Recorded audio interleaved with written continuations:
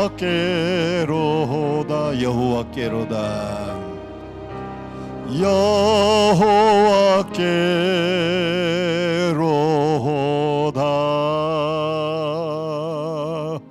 아멘. 하나님 말씀 베드로전서 1장, 하나님 말씀 베드로전서 1장, 베드로전서 1장,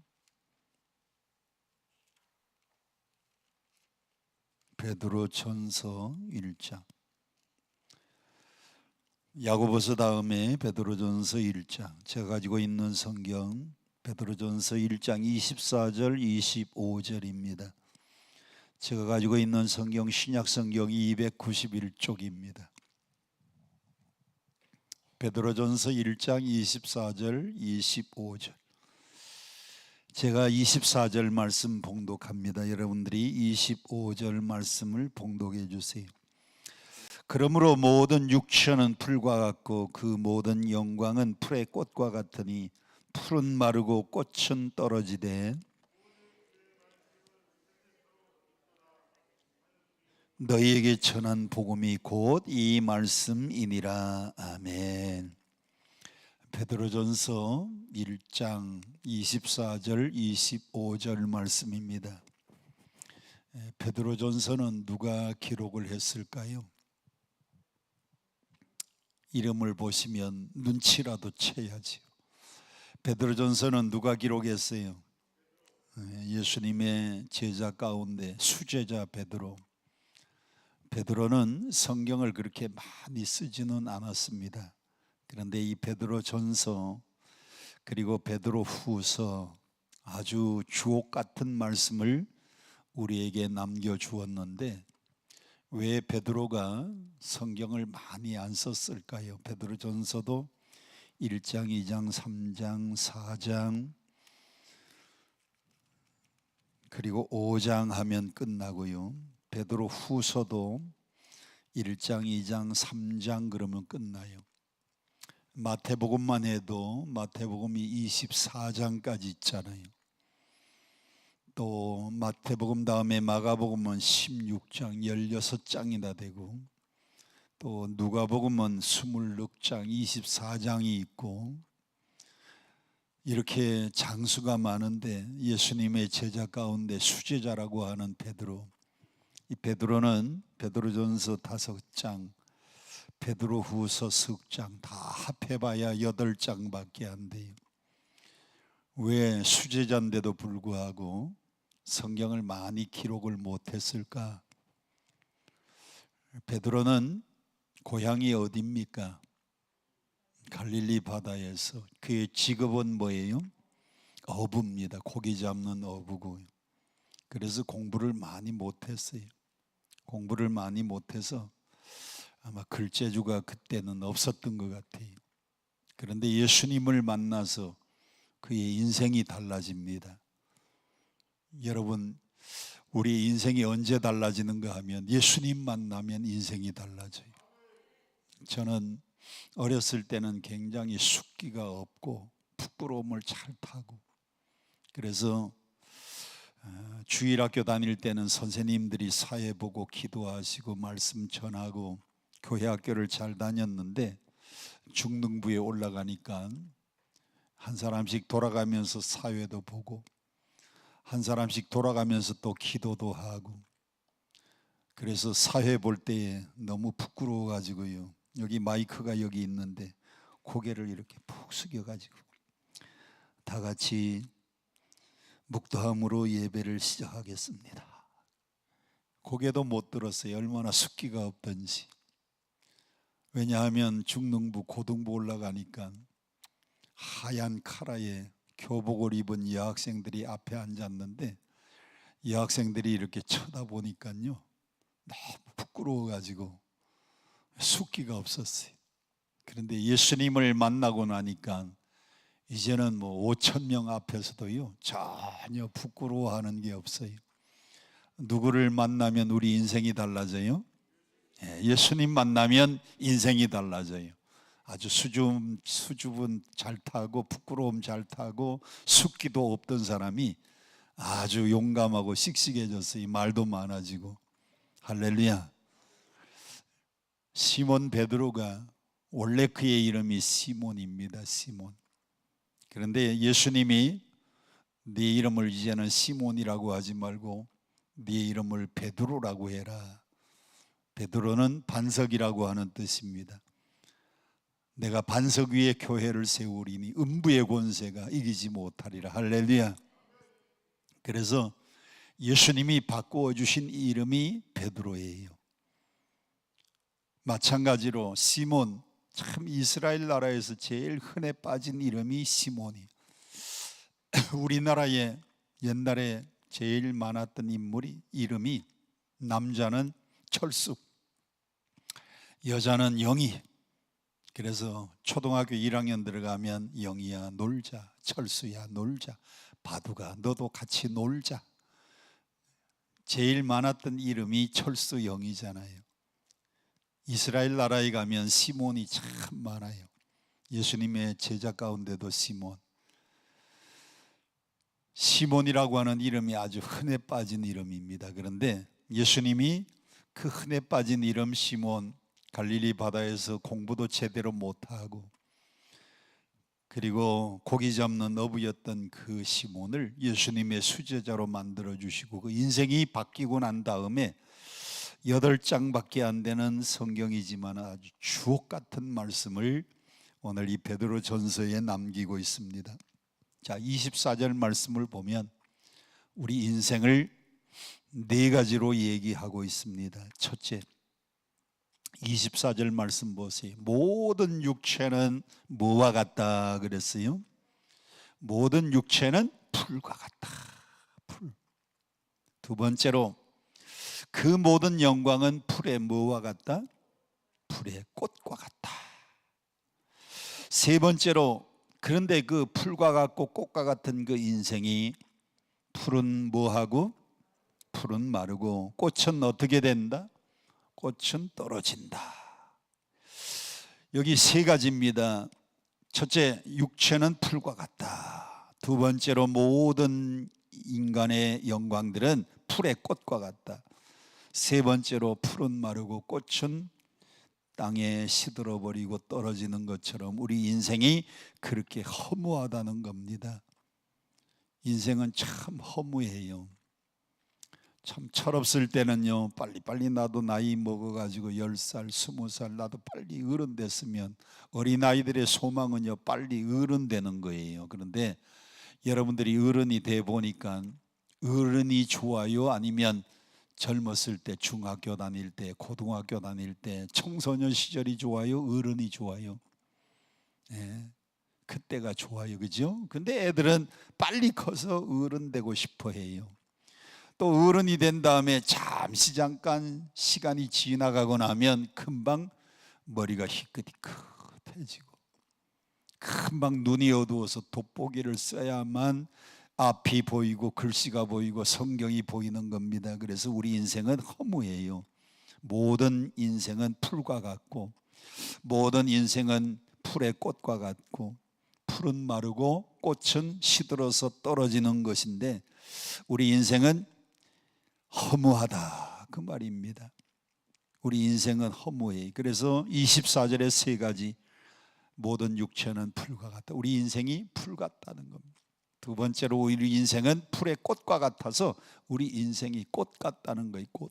세 번째로 풀이 마르고 꽃이 떨어지는 것처럼 언제 살다가 보니까 이마에 주름이 하나씩 둘씩 셋씩 넷씩 싫어도 자꾸 늘어나요.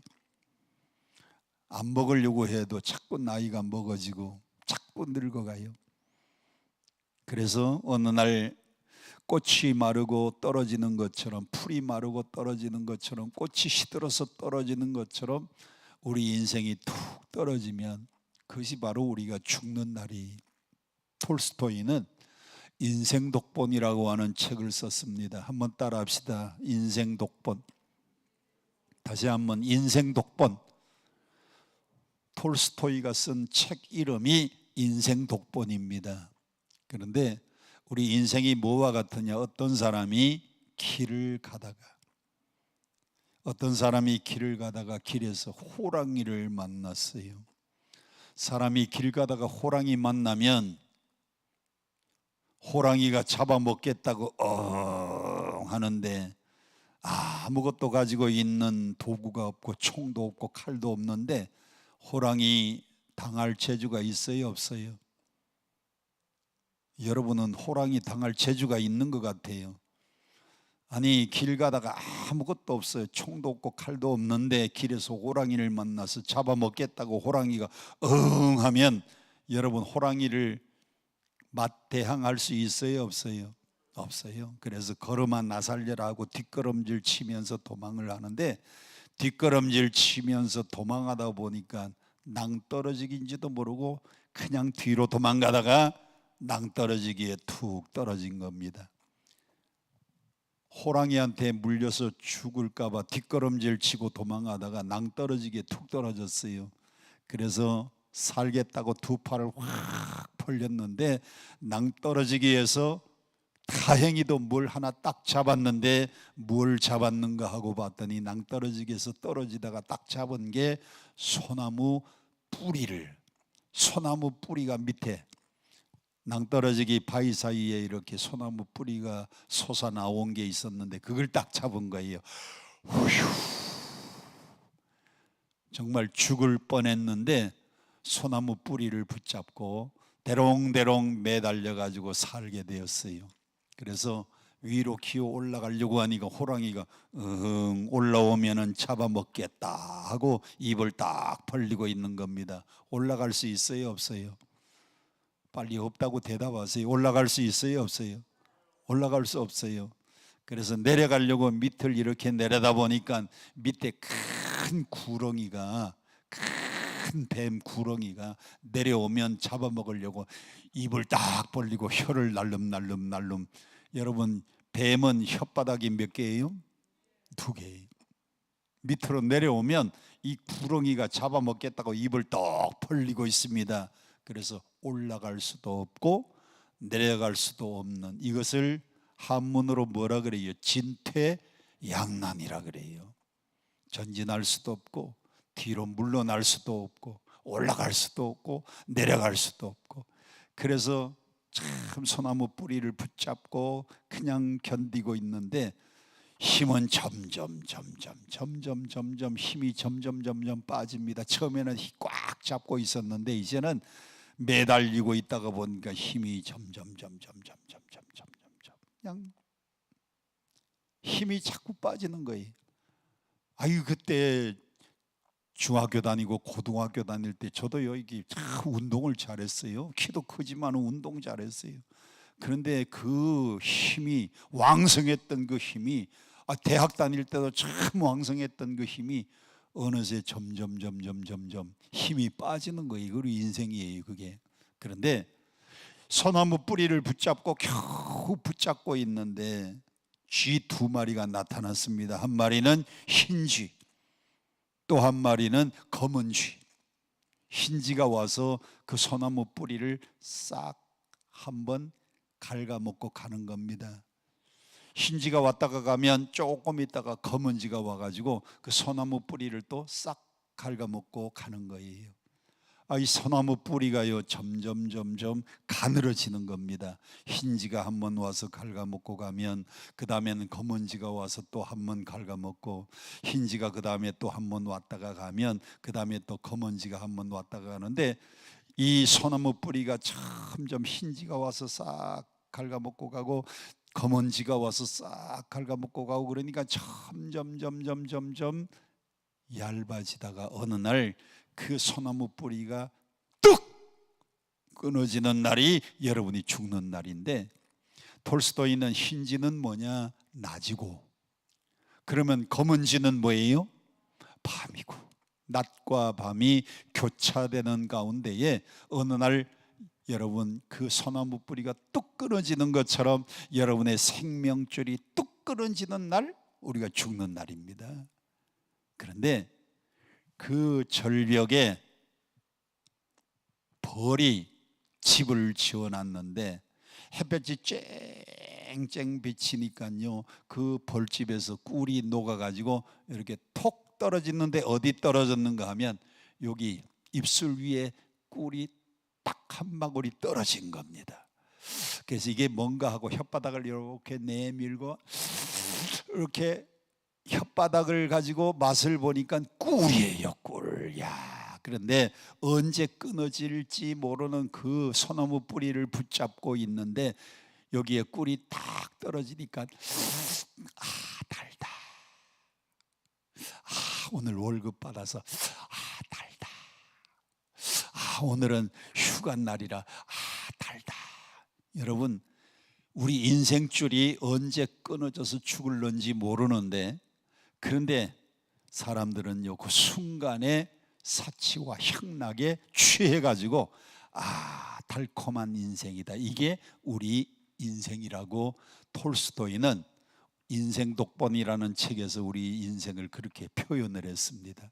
자, 베드로는 공부도 못한 무식한 사람인데 예수님 못 만났으면 이런 글을 쓸 수도 없는 사람입니다. 무식한 사람인데 예수님 만나고 성령 받고 난 다음에 그가 주옥 같은 말씀을 남겼는데 모든 육체는 풀과 같다, 그 모든 영광은 풀의 꽃과 같다. 그런데 우리 인생은 풀이 마르는 것처럼 시들시들, 우리 인생은 꽃이 시들어버리고 어느 날 툭 떨어지는 것처럼 우리 인생은 나이가 많아지면서 늙어지고 낡아지고 어느 날 툭 인생이 끝나는 날이 우리 앞에 온다는 겁니다. 그래서 세 가지를 말씀했어요. 그런데 25절 네 번째가 있습니다. 네 번째가 뭐예요? 오직 주의 말씀은 뭐하도록 있도다? 세세토록 있도다 그랬습니다. 베드로 사도는 우리 인생을 풀과 같고 꽃과 같다 그랬는데, 여러분, 성경은 우리에게 뭐라고 말씀을 하는가 하면 우리 인생은, 이 세상 우리 인생들은 베드로전서 2장 11절 잠깐만 함께 봉독하겠습니다. 베드로전서 2장 11절 같이 함께 봉독합니다. 시작. 사랑하는 자들아, 고류민과 나그네 같은 너희를 권하노니. 자, 베드로는 1장에서는 모든 인생은 풀과 같고 모든 인생의 영광은 풀의 꽃과 같다, 풀이 마르는 것처럼 꽃이 시들어져 버리는 것처럼 우리 인생은 언제나 시들다가 꽃이 마르다가 떨어지는 것과 같다 그랬는데, 2장에 가니까요, 베드로가 뭐라고 했냐면, 사랑하는 자들아, 베드로가 이 편지를 보내면서 편지 받는 성도들에게 사랑하는 자들아, 너희는 고류민 같고 너희는 나그네 같다 그랬어요. 한번 따라 합시다. 인생은 나그네 같다. 고류민이 뭔가 하면 길 가는 행인이라는 겁니다. 옛날 성경에, 개역 성경에는 나그네와 행인 같은 너희를 권하노니 그랬는데, 개역 개정판에는 고류민과 나그네 같은 너희를 권한다 그랬어요. 그래서 그 고류민은 행인, 행인이 뭡니까? 길 가는 사람. 나그네가 뭡니까? 나그네는 지나가는 사람이 나그네예요. 이 세상은 잠시 잠깐 머무는 뭐와 같은가 하면 여관과 같아요. 여관. 제가 참 경치 좋은 곳을 많이 가봤어요. 지금도 머리 가운데에 남아있는 경치 중에 하나가 저 미국하고 캐나다 경계에 가니까요, 나이아가라 폭포라는 게 있어요. 나이아가라 폭포. 참 얼마나 경치가 좋던지. 그 강물이 이렇게 흐르다가 나이아가라 폭포에서 확 떨어지는데 수만 톤이 쉴 새 없이 물이 계속 떨어지는 겁니다. 미국 구경 가시면 여러분들은 꼭 나이아가라 폭포 한 번씩 보세요. 미국하고 캐나다 국경에 있는 폭포가 나이아가라 폭포고요, 그 다음에 브라질하고 아르헨티나의 국경에 폭포가 있는데 그 무슨 폭포예요? 이과수 폭포예요. 이과수 폭포는 나이아가라 폭포보다도 물이 훨씬 더 양이 많이 떨어지는데, 나이아가라 폭포는 물이 맑고 깨끗하고요, 이과수 폭포는 누런 황토물이 흐르다가 떨어지는 곳이 이과수 폭포입니다. 그리고 또 하나 멋진 폭포가 있어요. 저 아프리카에 가면 빅토리아 폭포라는 게 있어요. 이게 세계 3대 폭포입니다. 그런데 그 세계 3대 폭포 중에서 제가 2개는 가보고 아직 빅토리아 폭포는 아직 못 가봤어요. 아프리카의 케냐의 나이로비 신학대학을 짓고 봉헌 예배 가고, 거기에 LLI 초등학교 중학교 지어지고 또 봉헌을 갔었는데, 봉헌 갔다가 그냥 일정이 바빠서 그까지는 갔는데 폭포 구경을 못하고 그냥 주일이 가까이 돌아오니까 그냥 귀국했습니다. 그런데 참 경치가 좋아요. 그런데 제가 나그네로 그곳에 구경을 갔는데 거기에 집 삽니까 안 삽니까? 경치 좋은 옆에다가 땅 삽니까 안 삽니까? 경치 좋은 그 옆에다가 집 짓고 삽니까? 구경하면은 돌아옵니까? 우리 인생은요, 나그네 같아가지고요 다 길 가는 사람과 같아요. 어느 정도로 창세기 47장 9절에 보면 바로 임금이 야곱에게 물어봅니다. 그대의 연세가 얼마뇨? 바로 임금이 야곱에게, 왜? 국무총리의 아버지가 자기 아들을 따라가지고 이스라엘 나라에서 애굽으로 이제 이민을 왔다는 소식을 듣고 바로 임금이 환영을 갑니다. 그런데 연세가 많으니까 내 연세가 얼마뇨? 이렇게 물어봐요. 왕이니까 내 연세가 많으니까 연세가 얼마뇨? 내 연세가 얼마뇨? 물어볼 때 야곱이 이렇게 대답합니다. 나그네 길에 내 인생이 130, 그런데 험악한 세월을 보내었나이다. 나그네 같은 세월 130년을 살았는데 험악한 인생을 살았다고 대답을 하는데, 야곱이 지나간 130년이 나그네 같은 인생길이었다고 대답을 했어요. 인생은 나그네. 여러분, 아무리 훌륭한 경치라도 땅 사고 집 사지 않아요. 나그네는 딱 한 가지만 생각합니다. 돌아갈 고향. 미국 가서 구경 잘 했어요.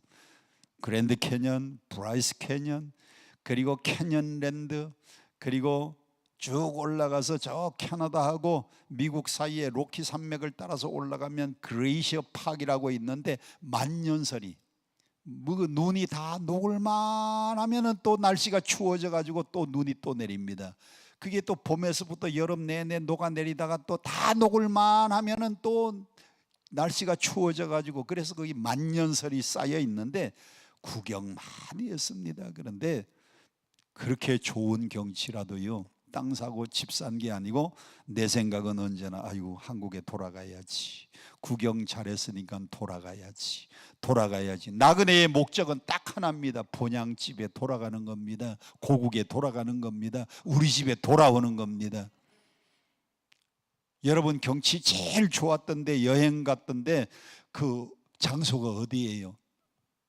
경치 좋은데 그 옆에다 땅 사고 집 지었습니까? 아니면 구경만 하고 집으로 돌아왔습니까? 나그네는 지나가는 사람이니까요, 거기다가 땅 사고 거기 집 사고 거기다 집 짓고 거기에 오래오래 머무는 게 아니고 그냥 자기 집에 돌아갈 생각으로 가득 찬 사람입니다. 그래서 나그네의 목적은요, 지나가고 나면 구경 다 하면은 집으로 돌아가는 게 최고의 목적이에요.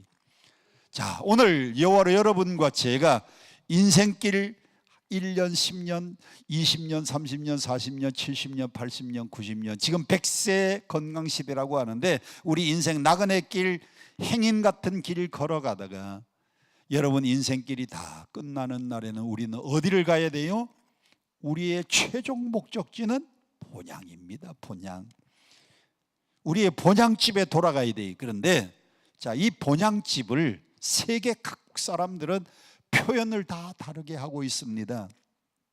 본향집을 어떻게 표현하느냐, 그리스 사람들은 뭐라고 하는가 하면 엘리시온이라 그래요. 엘리시온. 한번 따라 합시다. 엘리시온. 이 엘리시온이 뭔가 하면, 그리스 사람들은 신의 사랑을 받은 사람들이, 신의 특별한 은총을 받은 사람들이 불사조가 되어가지고 죽지 않고 오래오래 영원히 사는 불사조가 되어서, 그래서 영원히 평화롭게 안락하게 살 수 있는 장소를 뭐라고 하느냐? 그리스 사람들은 엘리시움이라 그래요. 엘리시움. 누가 아파트 건축업자가 있으면 엘리시움 아파트를 한번 지으면 좋을 것 같아요. 엘리시움이란 말은 신의 은총을 받은 사람이 죽지 않고 영원히 사는 불사조가 되어가지고 영원히 평화롭게 안락하게 오래오래 살 수 있는 그곳, 그 장소를 그리스 사람들은 뭐라고 한다? 엘리시움이라 그래요. 두 번째로 스페인 사람들은 뭐라고 하느냐? 스페인 사람들은 그 본향을 엘도라도라고 얘기합니다. 엘도라도. 엘도라도는 뭐냐 하면, 엘도라도는 저 남미의 그 어딘가 땅에 있는데, 그 땅, 전설의 땅, 황금이 가득한 도시. 그래서 스페인 사람들은요, 저 남미에 황금이 가득한 황금의 도시가 있는 줄 알고 스페인 사람들이요, 배 타고 남미를 많이 갔습니다. 스페인이 남미에 가서 이 나라 저 나라 많은 나라를 지배했었어요. 그 황금의 도시, 찬란한 황금의 도시가 있을 것이다. 그 황금의 도시를 스페인 사람들은 뭐라고 한다고요? 엘도라도. 그래서 스페인 사람들이요, 남미에 많이 갔습니다. 도연명이라고 하는 사람은 도연명이라는 사람은 도원가를 노래를 불렀습니다. 도원가. 이 세상에 그 어딘가 평화롭고 안락하게 살 수 있는 이상의 세계가 있는데, 도원가에서 그걸 뭐라고 하느냐? 무릉도원이라 그랬어요. 무릉도원. 세계 각국 나라 사람들이 표현은 다릅니다. 어떤 사람들은 엘리시움, 어떤 사람들은 엘도라도, 어떤 사람들은 무릉도원. 그런데 다 사람들이 편안하게 안락하게 영원히 살 수 있는 이상세계, 그 좋은 세계가 이 땅에 그 어딘가가 있을 것이다. 그래서 그리스 사람들은요, 엘리시움을 찾아가지고 떠났고요, 스페인 사람들은 엘도라도가 어디 있는가, 남미에 무슨 황금 도시가 있을 것이다 가봤는데 아무리 찾아봐도 그런 도시가 있다 없다? 없어요. 이 세상에는요, 안락하게 편안하게 오래오래 정말 평안하게 살 수 있는 이상의 도시, 이상의 세계, 그런 곳은 이 땅에 없어요. 이 땅에는요, 다 살아가는 동안에 한숨이 있고 눈물이 있고 아픔이 있고 괴로움이 있고, 참 성경에 베드로는 오늘 우리에게 두 가지를 말합니다. 1장에서는 모든 사람들은 육체는 풀과 같다. 그 모든 영광은 풀의 꽃과 같다. 풀이 마르고 꽃이 시들어 떨어지는 것처럼 우리 인생은 언젠가는 떨어질 것이다. 2장에서는 우리 인생은 나그네 같고 우리 인생은 지나가는 행인 같다 그랬어요. 그래서 우리 인생의 목적은요, 영원한 본향을 항상 생각하고 영원한 본향을 사모하고 살아야 되는데, 이 땅에서는 그런 이상적인 세계, 이상의 도시, 황금의 도시, 정말 편안하게 안락하게 살 수 있는, 고통도 없고 영원히 행복하게 살 수 있는 곳은 이 땅에는 없으니까, 오늘 우리의 본향집은 어딘가 하면 여러분이 가야 될 그곳, 제가 가고 싶은 그곳, 우리의 본향집은 이 땅이 아니고 어디다? 영원한 천국인 줄로 믿습니다. 천국이 우리의 영원한 본향집이에요. 할렐루야. 예수 잘 믿다가 죽어서 갈 수 있는 영원한 천국, 하나님 나라, 우리의 본향이 바로 하나님 나라입니다. 두 번째로, 그러면 우리 인생은 풀과 같고 그 모든 영광은 풀의 꽃과 같다는 이 말은, 우리 인생은 잠시 머물다가 가야 되는 삶이, 우리 인생은요, 잠시 머물다가 가는 세상이 우리의 삶입니다. 잠시 머물다가 가는 겁니다. 그래서 우리 인생은 마치 뭐와 같은가 하면 등산하는 거하고 똑같아요. 여러분 등산해 보셨습니까?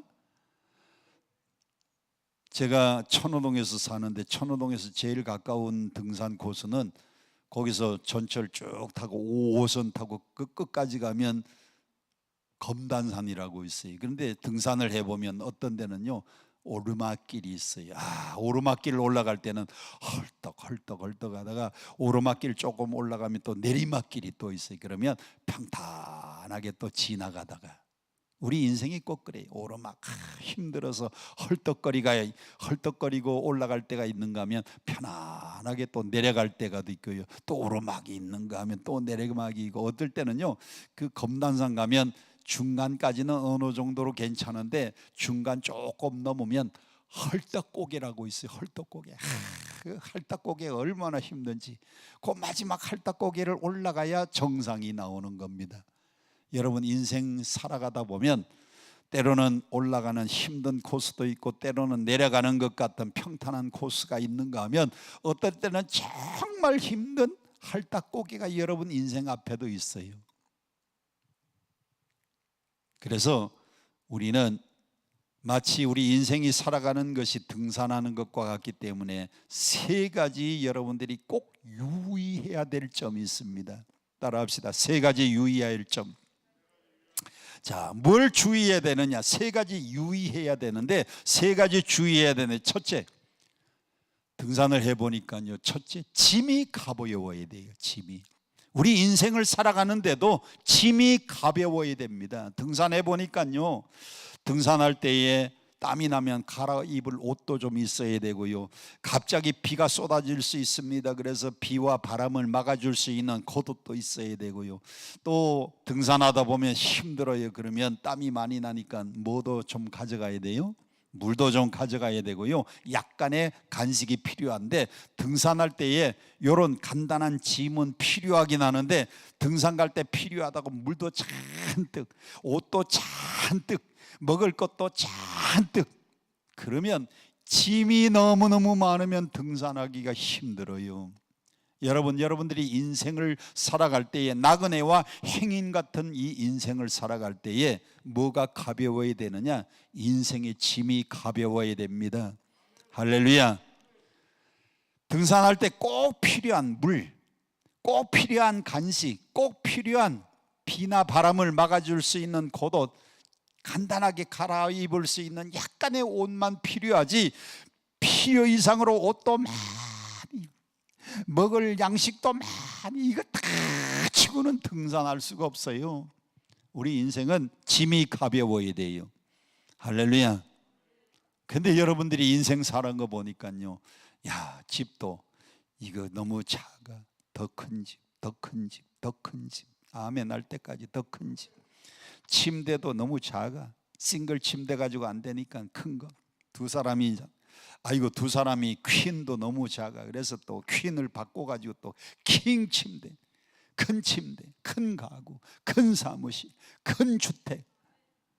여러분, 짐이 너무 무거우면 인생의 나그네와 행인 같은 이 길을 걸어가는데 불편합니다. 하나도 도움이 안 돼요.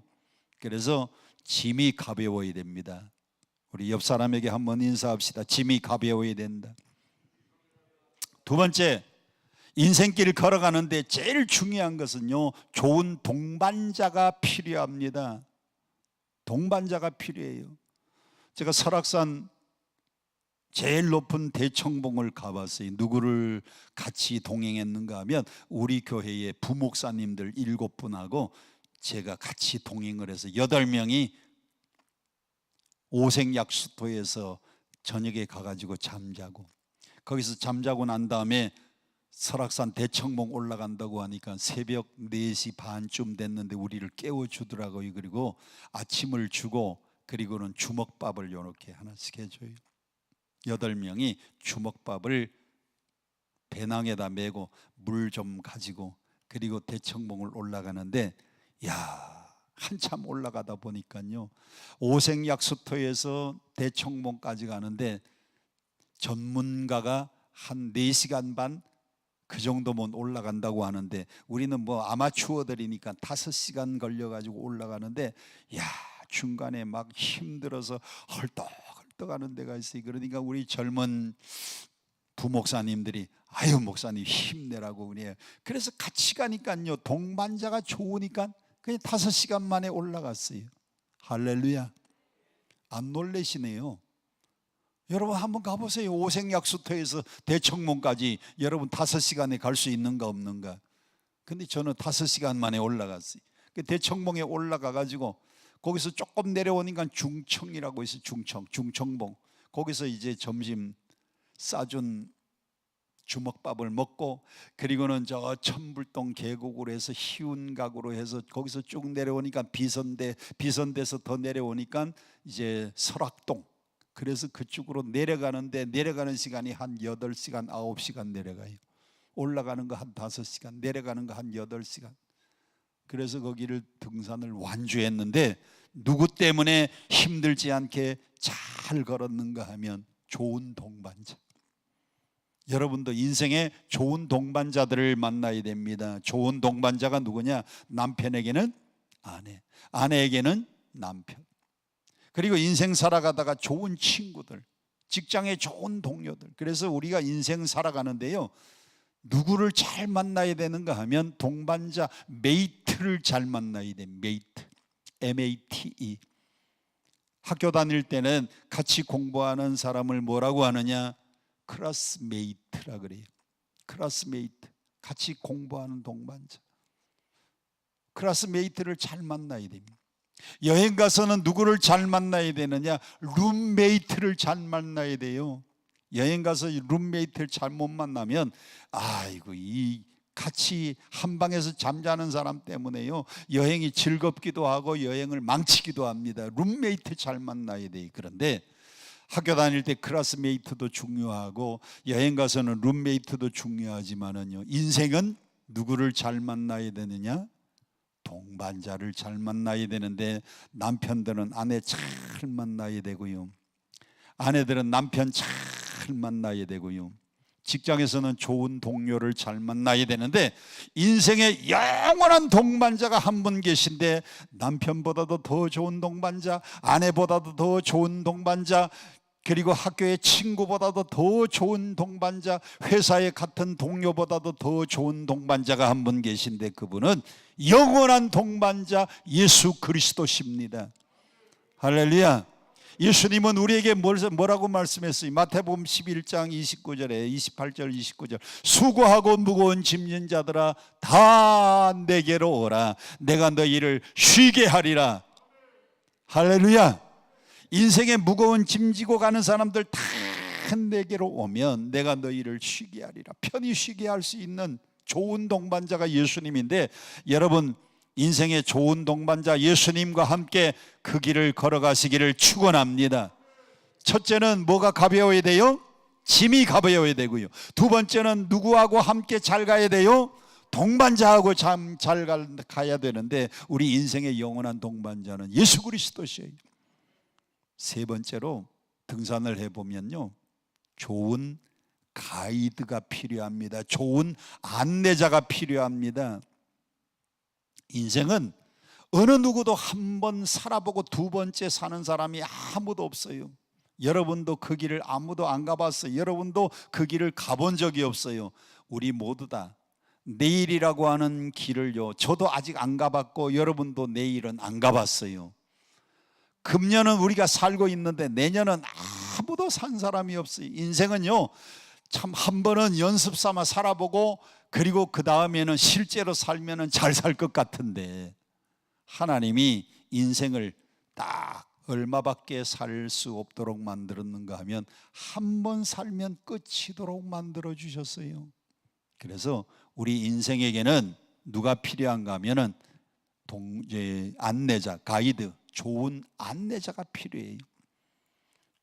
오늘 여러분의 인생을 잘 안내해 줄 분이 한 분 계신데, 그분은 예수님이십니다. 할렐루야. 우리 예수님은 여러분의 인생의 좋은 가이드, 좋은 안내자세요. 예수님 말씀합니다. 예수님은 우리 인생의 등불이라고 말씀을 하세요. 저는 바닷가에서 14년을 살았습니다. 초등학교 2학년부터 중학교 2학년까지는 저 강원도 주문진에서 살았어요. 강원도 주문진에는 여름서부터 통통배들이 밤중에 뭘 하러 나가는가 하면 고기 잡으러 나갑니다. 여름에는 통통배가 나가면요, 저 앞바다에서 불 환히 켜고 오징어 잡아요. 오징어를 잡고 난 다음에 이제 새벽이 될 때쯤 되면 이게 항구로 돌아와야 되는데, 오징어 잡이 나갔던 이 배들이 항구로 돌아오려면 어디가 항구인지 몰라요. 그런데 주먼지 내에 높은 곳에 뭘 달아놨는가 하면 등대를 거기다 세워놨어요. 등대 불이요, 이게 휙 돌아가면서 번쩍, 돌아가면서 번쩍, 돌아가면서 번쩍, 아멘 할 때까지 돌아가면서 번쩍. 그러면 저 바다에 나갔던 오징어 잡이 배들이요, 뭘 보고 항구를 찾아와요? 등대불을 보고 항구를 찾아와요. 우리 인생의 등대불은 예수님이십니다. 우리 예수님이 여러분의 길을 되시고 여러분의 안내자가 되어서 예수님께서 여러분을 잘 안내해 주십니다. 그래서 중학교 졸업하고는 제가 이제 아버님 따라서, 아버님이 목회를 하다 보니까 고등학교 3학년 때 우리 아버님이 인천에 있는 교회로 청빙받아서 거기에 가서 목회를 하셨어요. 그래서 저는 대학 다닐 때 인하공대를 다녔어요. 인천에 가보니까요, 인천 항구가 있어요. 인천에는 인천항이 있고 저쪽에는 또 새로 만든 연안부두가 있어요. 연안부두가 있고 인천항이 있는데, 인천항에요, 거기에 뭐가 있는가 하면 등대가 또 있어요. 등대. 우리 인생도 누가 우리를 안내해 주시는가 하면 예수님이 여러분에게 등불이 되셨어요. 길 잃지 않도록. 할렐루야. 독수리들이 한데 모여가지고 각자가 모두가 다 자기가 제일 불행한 독수리라고 한탄합니다. 신세 한탄을 하는데, 첫 번째 독수리가 이렇게 말합니다. 야, 나는 이 독수리한테도 왕따 당하고 저 독수리한테도 왕따 당해서 내가 왕따를 당한 독수리라고, 내가 이 세상에서 제일 슬픈, 제일 힘든 독수리라고 얘기합니다. 뭘 당해서? 왕따를 당해서. 왕따 당한 이 독수리가요, 자기가 제일 괴롭다는 거예요. 그랬더니 옆에 있는 독수리가, 야, 말 마라. 왕따 그거는 그래도 견딜 만한데 나는 시험에 빠져가지고 정말 힘들게 살고 있다고, 내가 더 힘들다고. 두 번째 독수리는 시험에 빠졌다고요. 그래서 자기가 더 힘들다고 얘기합니다. 그랬더니 세 번째 독수리가 말합니다. 야, 그거 말 마라. 나는 사업에 실패해가지고 내가 더 힘들어. 내가 더 힘들어. 왕따? 그건 아무것도 아니야. 뭐 시험에 빠졌다고 그건 아무것도 아니야. 사업에 한번 망해봐. 얼마나 힘든데. 그래서 이 독수리들이 각각 자기가 제일 힘들다고 얘기를 합니다. 그때에 저 언덕 위에서 영웅 독수리가 탁 나타났어요. 영웅 독수리가 나타나더니, 야, 너희들 지금 무슨 얘기하는 거야? 우리가 지금 누가 제일 힘든가 하고 서로 자기의 신세를 지금 한탄하고 있는데, 한 사람은 왕따 당해서 힘들다 그러고, 한 사람은 시험에 빠져서 힘들다 그러고, 한 사람이 아니고 한 독수리는 사업에 실패해서 내가 제일 힘들다고 하는데, 우리가 서로 누가 힘든가 하는 얘기를 나누고 있다 그러니까 이 영웅 독수리가 날개를 쫙 펴는 겁니다. 독수리가 날개를 펴더니 날 좀 봐라고, 그러면서 날개를 쭉 편 다음에 얘기를 합니다. 지금 이 날개에 여기에 상처 있지 않냐? 이 상처는 솔가지에 찔려가지고 상처 난 것이, 이 상처는, 여기 상처는 솔가지에 찢겼다고. 또 하나 상처를 보여줍니다. 여기 상처는 다른 독수리하고 싸우다가 물린 상처인데 낫기는 했지만은 이 상처 좀 보라고. 그리고 또 보여줍니다. 여기 뒤에 있는 상처 좀 보라고. 이거는 비바람이 막 몰아칠 때 바위에 부딪혀 가지고 생긴 상처라고. 나보다 더 상처 많은 독수리가 어디 있는가고 나와보라고. 다른 독수리들이, 왕따 독수리나 시험에 빠진 독수리나 사업에 실패한 이 독수리가 보니까요, 자기들 상처는 아무것도 아니거든요. 그런데 그 힘든 솔가지에 찔려가지고 생긴 상처, 다른 독수리하고 싸우다가 물린 상처, 그리고 비바람에 그 폭풍우에 그냥 바위에 그냥 찢겨가지고 난 상처, 그 모든 상처를 다 딛고 일어난 이 독수리는요, 이제는 어떤 독수리가 되었는가 하면 영웅 독수리가 된 겁니다. 나는 그 모든 상처를 다 딛고 일어서서 지금 이렇게 용감하게 하늘을 향해서 날지 않느냐. 너희들도 힘들고 어려워도 그 모든 힘든 것, 그 모든 상처 잘 극복하고 나처럼 높이 높이 날자. 할렐루야. 여러분, 우리가 인생을 살다가 보면 이 세상에 상처 없는 사람이 없어요. 누구나 다 아픈 상처가 있는 겁니다. 어떤 사람은 시험 당해서 상처, 어떤 사람은 사람에게 속임 당해서 상처, 어떤 사람은 정말 생각지 않은 사업의 실패를 만나서, 어떤 사람은 병에 걸려가지고. 이 세상에 상처 없는 사람은 아무도 없어요. 여러분, 상처를 영어로 뭐라 그러는지 아세요? 영어로 상처를 스카라고 말합니다. 스카. 한번 따라해 봅시다. 스카. 스카는 SCAR입니다. 스카. 그런데 이 SCAR 가운데에 한 글자를 바꾸면 STAR 그러면 이게 스타가 되는 거예요. 상처가 뭐가 되느냐? 별이 되는 겁니다. 이 세상을 살다가 힘든 일, 어려운 일, 역경과 환난을 만났을 때에 그걸 잘 극복하고 잘 딛고 일어서면 상처가 변해서 뭐가 되느냐? 별이 되는 거예요. 제가 성경을 많이 읽어보니까 성경 안에는요, 수많은 상처받은 사람들이 그 상처를 잘 극복하고 위대한 인생, 별과 같은 인생을 산 사람들의 이야기로 가득한 책이 성경책입니다. 여러분, 요셉을 보세요. 요셉은 어린 나이 17살 나이에 누구에 의해서 팔려갔어요? 형들에 의해서 애굽의 노예로 팔려갔습니다. 얼마나 상처가 크겠습니까? 형들로부터 버림받고 식구들로부터 배신을 당했습니다. 요셉에게는 그게 큰 상처였어요.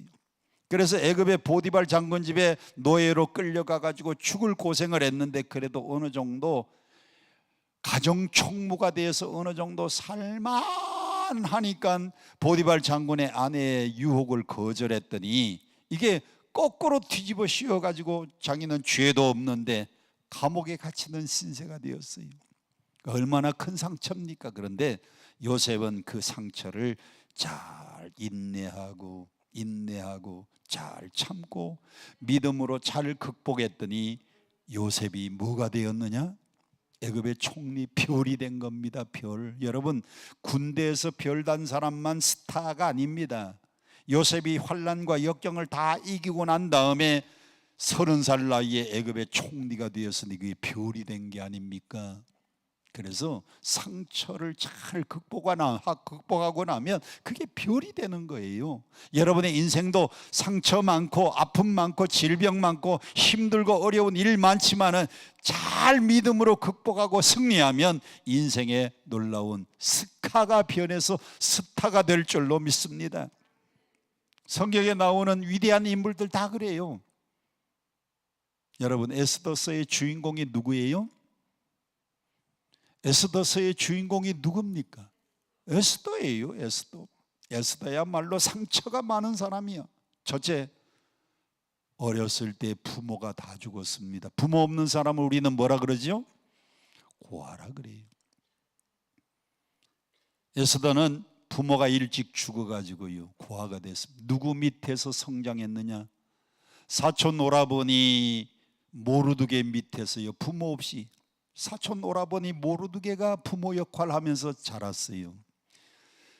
그리고 부모도 일찍 잃었을 뿐만 아니라 자기네 나라에서 성장을 못했습니다. 어디로 끌려갔느냐?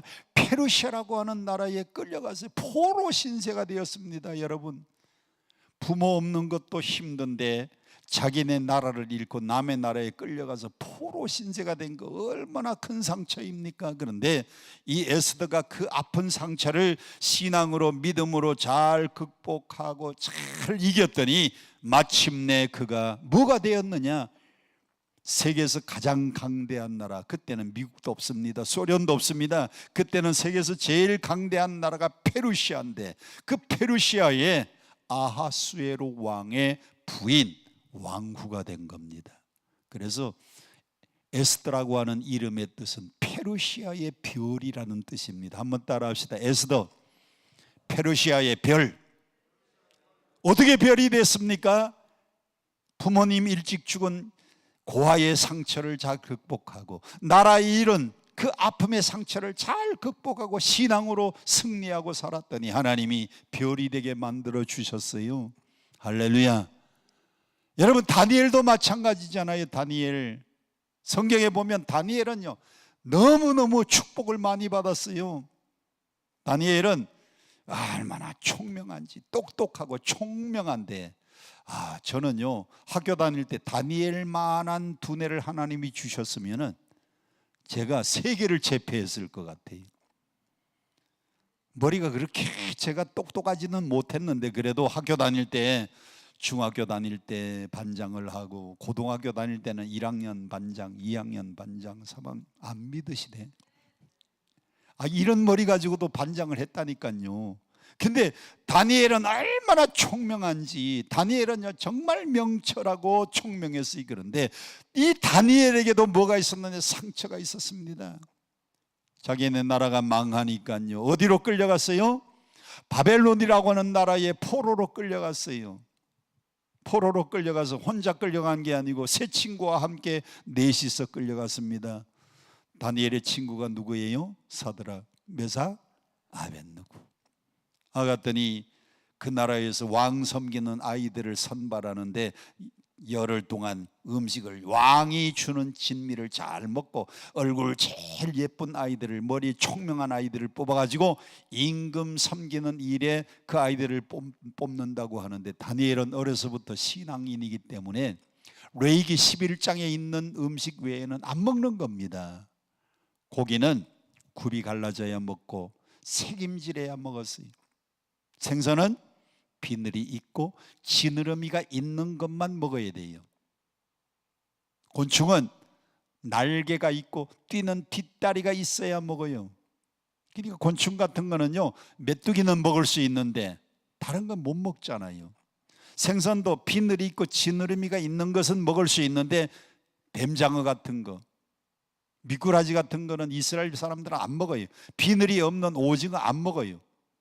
제가 성지순례 가가지고 마른 오징어가 얼마나 먹고 싶던지 시장을 다 뒤졌는데 있을까 없을까?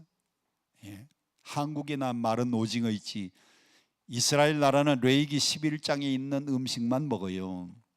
고기 중에서는 굽이 갈라지고, 돼지는 굽이 갈라졌지만은 책임질을 못하니까 돼지고기는 안 먹어요. 탕자가 아버지 집을 떠나가지고 먹을 게 없으니까 마지막에는 어디에 가서 붙여서 살았어요? 돼지 치는 집에서 돼지가 먹는 음식을 이스라엘 백성들은요 돼지를 안 먹기 때문에 돼지 우리간에서 돼지와 함께 살았다 가장 밑바닥까지 내려갔다는 겁니다. 무슨 얘기하다가 지금 이렇게 레위기 11장 다니엘은 왕의 진미를 내리는데 먹을 수 없었습니다. 왜?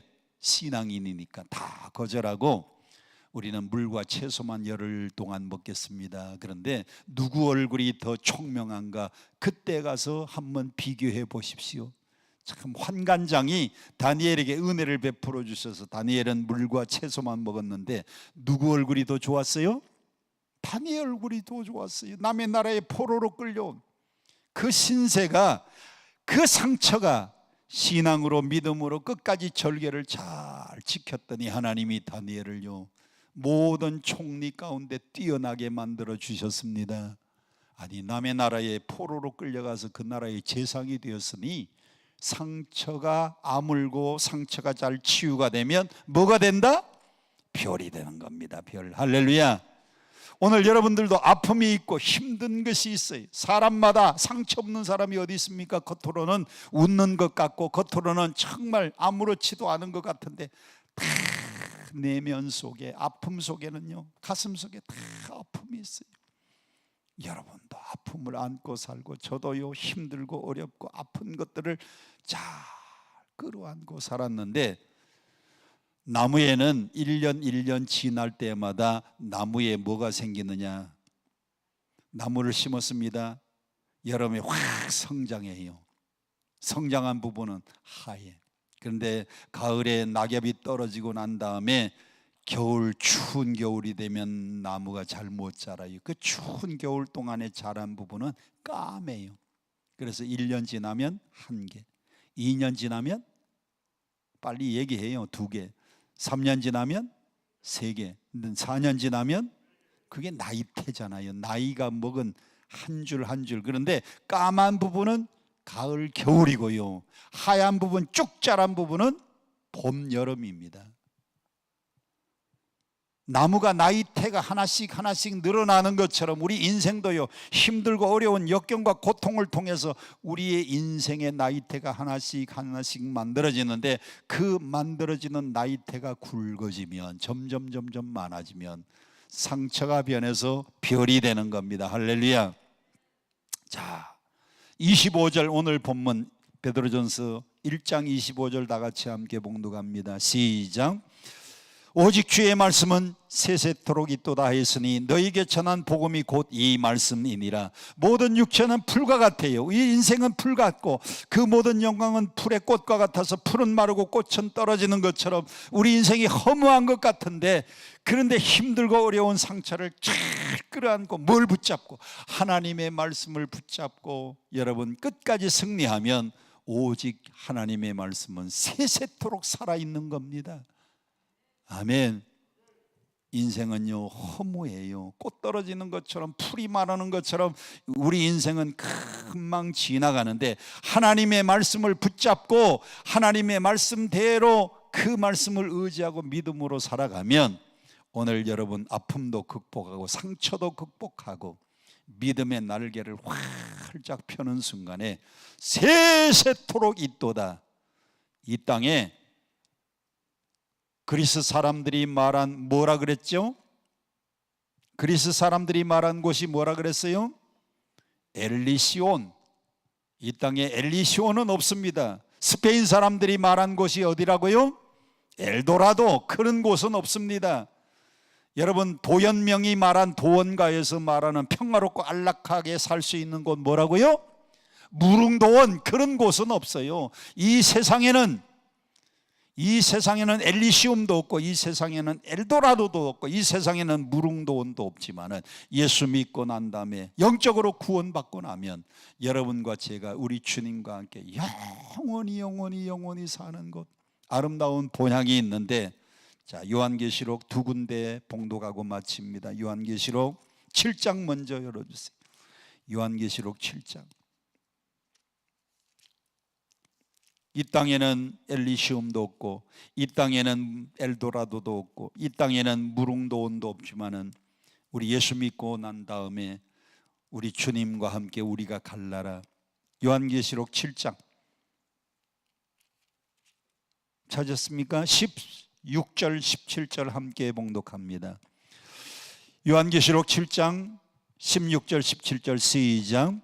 그들이 다시는 줄이지도 아니하며 목마르지도 아니하며 해나 아무 뜨거운 기운에 상하지도 아니하리니 이는 보좌 가운데 계신 어린 양이 그들의 목자가 되사 생명수 샘으로 인도하시고, 하나님께서 그들의 눈에서 모든 뭘 씻어주시고, 우리 주님이 눈물 씻어주시고요, 우리 주님이 어린 양 목자가 되어서 생명수 샘으로 여러분을 인도하는 그곳 영원한 하나님 나라. 할렐루야.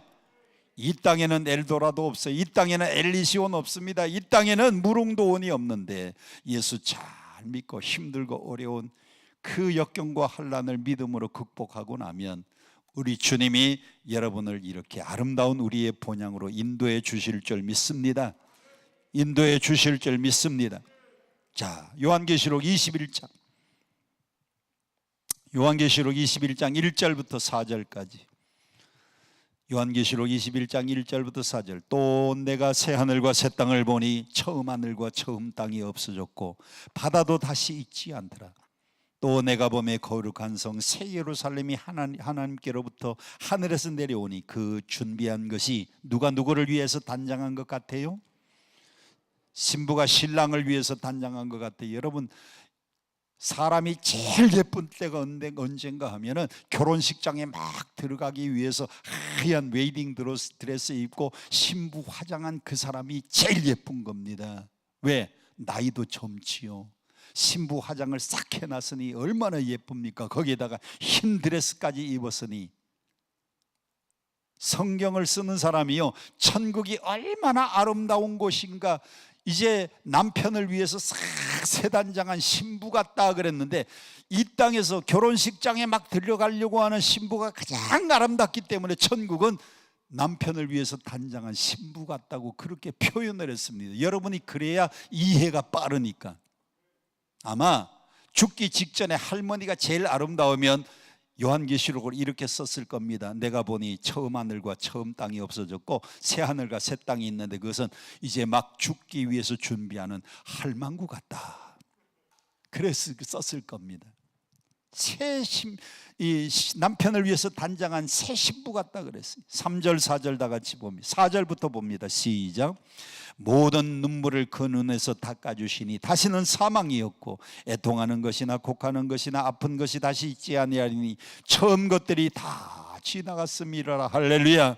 이 땅은 눈물, 이 땅은 사망, 이 땅은 애통과 아픈 질병이 많지만 천국은요, 네 가지가 없어서 좋은 곳입니다. 이 땅은 있어야 좋은 곳이에요. 돈도 있어야 좋고요, 없는 거 불편해요. 건강도 있어야 좋고 없는 게 불편한데 천국은 없어서 좋은 건 네 가지. 첫째, 눈물이 없어요. 두 번째, 사망, 죽는 게 없어요. 세 번째, 애통하는 거, 곡하는 게 없어요. 네 번째는 아픈 거, 질병이 없어요. 할렐루야. 22장 1절. 그가 수정같이 맑은 생명수의 강을 내게 보이니 하나님과 및 어린 양의 보좌 가운데로부터 나와서 길 가운데로 흐르다 강 좌우에 생명나무가 있어서 12가지 열매를 맺대. 달마다 그 열매를 맺고 그 나무 잎사귀들은 뭐를 치료하는? 만국을 치료하기 위해서 있는 잎사귀. 아픈 곳이 있다, 그 잎사귀 가지고 싹 바르면 다 낫는 겁니다. 만국을 치료하는 생명나무의 잎사귀. 할렐루야. 우리 주님이 여러분과 저를 위해서 영원한 천국을 준비하고 계신데 얼마나 좋은 거예요. 눈물 없고 질병 없고 아픈 것 없고 애통하는 것, 곡하는 것 없고. 이 세상은 눈물의 세상, 이 세상은 질병 많은 세상. 여러분, 모든 육체는 풀 같고 모든 영광은 풀의 꽃과 같은데 이 땅에서 엘도라도 찾지 마세요. 이 땅에서 무릉도원 찾지 말고요, 이 땅에서 엘리시온 찾지 말고 하나님이 준비하신 영원한 천국, 그 나라 사모하고 그 나라를 바라보고 오늘도 믿음으로 승리하고 살아가시기를 주님 이름으로 축원드립니다. 축원드립니다. 우리 함께 찬송 부르고 함께 통성으로 기도하겠습니다.